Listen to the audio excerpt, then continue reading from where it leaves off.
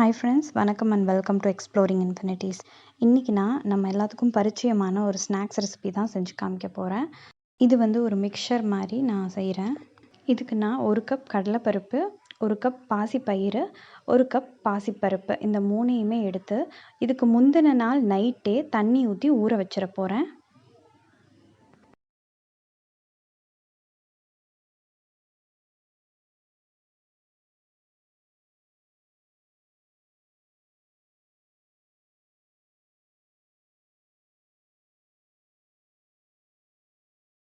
எல்லா பருப்பும் நல்லா ஊறிடுச்சு.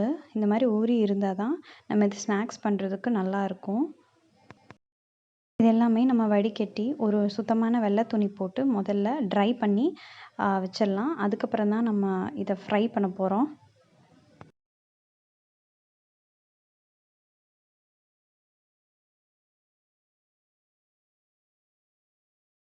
இப்போ இதெல்லாமே நம்ம ஃப்ரை பண்ணி எடுத்துடலாம்.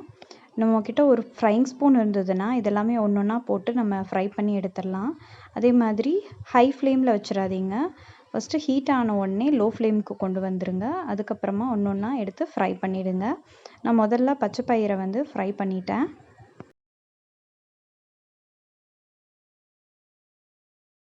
அடுத்து நம்ம கடலைப்பருப்பு போட்டு ஃப்ரை பண்ணிடலாம்.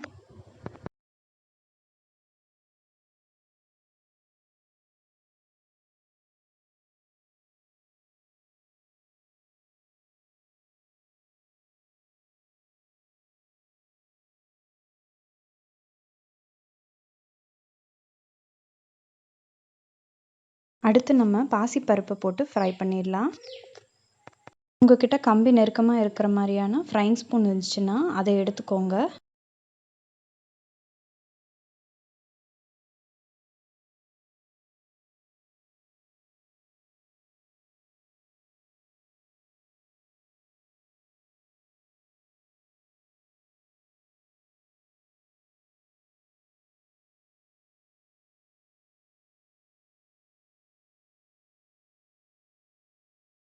இப்போ இந்த 3மே ரெடி ஆகிடுச்சு, ஃப்ரை ஆகிடுச்சு.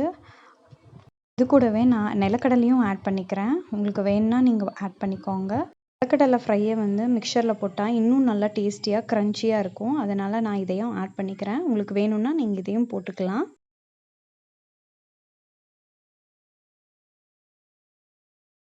இப்போ இதையும் நம்ம மிக்சிங் பவுலில் போட்டு நல்லா மிக்ஸ் பண்ணிடலாம்.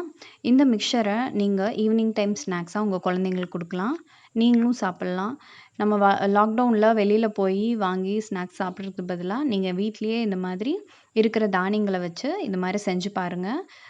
கண்டிப்பாக ட்ரை பண்ணுங்கள் இதை. இந்த க்ரன்ச்சியான ஹெல்த்தியான ஈவினிங் ஸ்நாக்ஸ் ரெசிபி உங்களுக்கு பிடிச்சிருந்தா லைக் பண்ணுங்கள். உங்கள் ஃப்ரெண்ட்ஸ்க்கும் ஷேர் பண்ணுங்கள். தேங்க்யூ.